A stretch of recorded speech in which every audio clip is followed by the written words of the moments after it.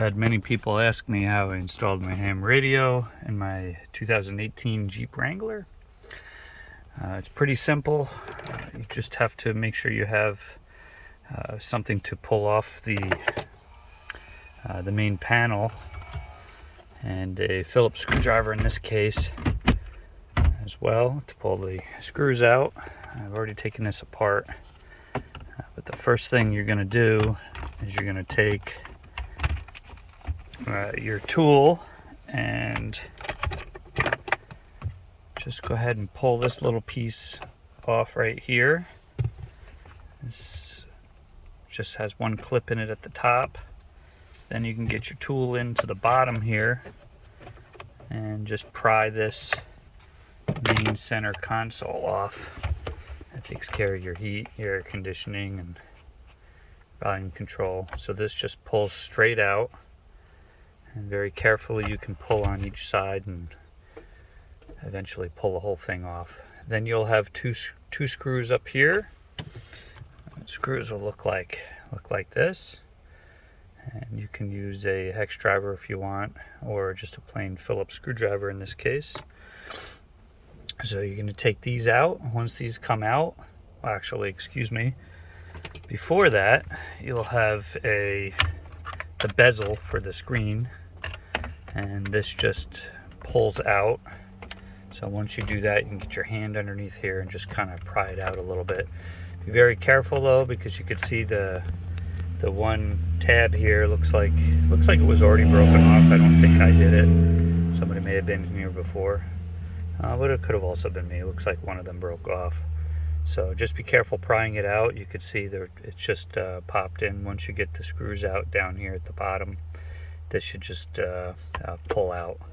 So once you pull that out carefully, you've got 4 more screws. You got 2 here for the screen and 2 at the top. And once you get that out, this should just pull right out without any problems.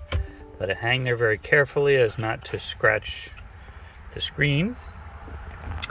And what I had done here is this piece comes out on the top on the dash. And what I did was I drilled a small hole right here in the side, and big enough for however many cables and ends you need.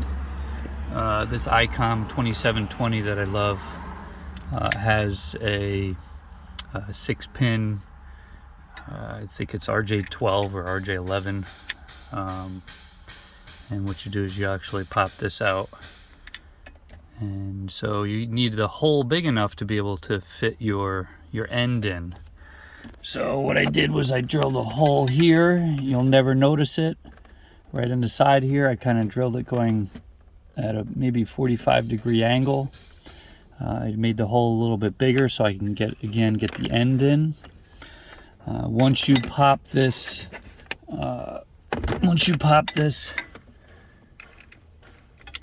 cover back on, you won't really see that hole ever again. And what you can do is you can just push down on it, and you'll never notice. You can zip tie these, or however, just make sure you give enough room for them. And what I had done, once you drill this hole, what I had done was taken a coat hanger, if you can find any of the metal coat hangers, and you can get them after you dry clean your clothes. Usually they give them to you for free.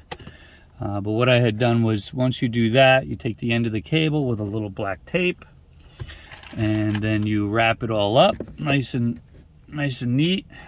And then once you do that, it makes it a little bit easier. You could do it by hand. I've done it by hand, but it makes it a little easier to push it and snake it through, especially if you have a large end on it.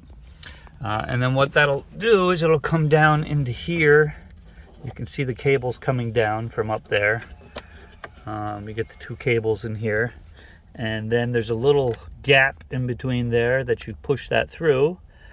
When you have your coat hanger, it's a little bit harder for the fact that it's kind of straight, so you're gonna have to bend it a little to go into the back. Once you do that, take your glove compartment out. It's very simple to do that. I have mine out already, but that gets pushed into there. and then you'll see at the top there's a little flap. Just push up on this flap right here, and once you push up on that, this little piece can come out, and then you just slide the glove box out. Now if you take a look up in here, let me go over the other side of the car here.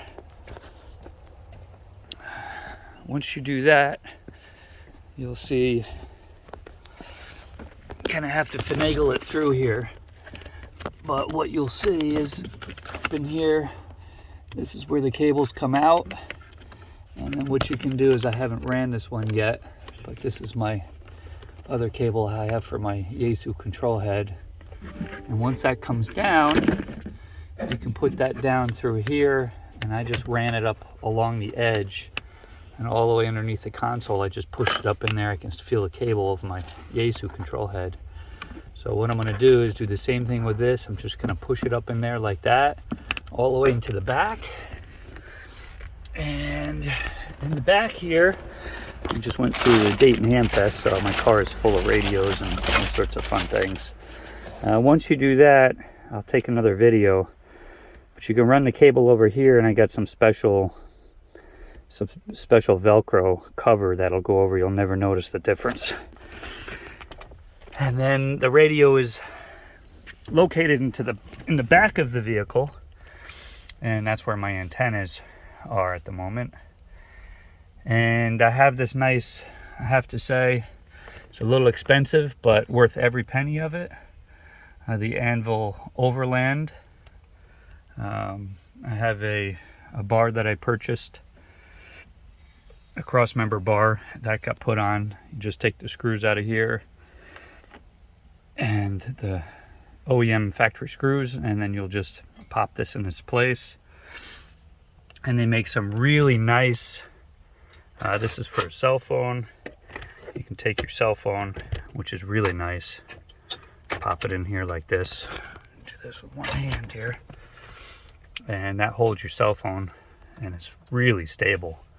I'm going to take it back out. You just pull on it, it comes back out.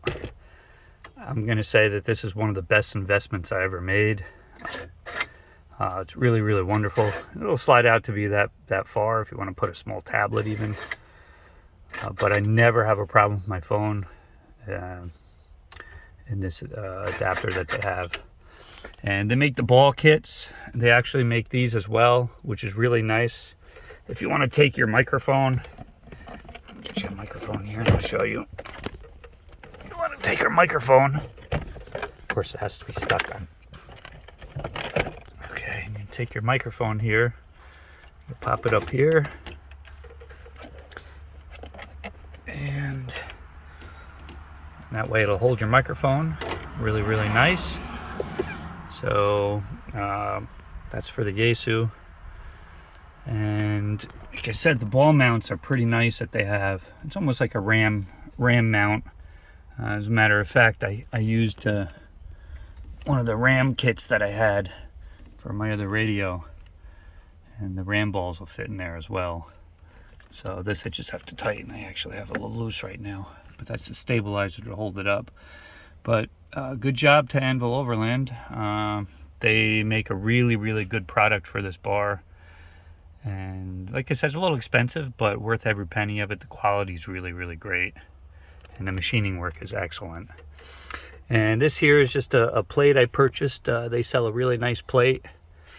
And the plate I put up vertical here, so that way I can fit 2 radios on it, which is nice. I don't need 2 different brackets for it. And I just retrofit. They have all the screws in there for them underneath here, so you can mount the radios on it. And so both radios are very stable. They don't move when you go over bumps. It doesn't make a lot of noise. It's just a very, very good way to mount your radios. And you can still see the console, you still see this when you're driving. You can adjust these up if they're in your way. I adjusted them just perfect, so when I'm sitting, I don't have anything in between the display, and so I can see everything when I'm driving. So that's the first piece to this series of how I installed my radios in my Jeep 2018 Wrangler. Talk to you soon.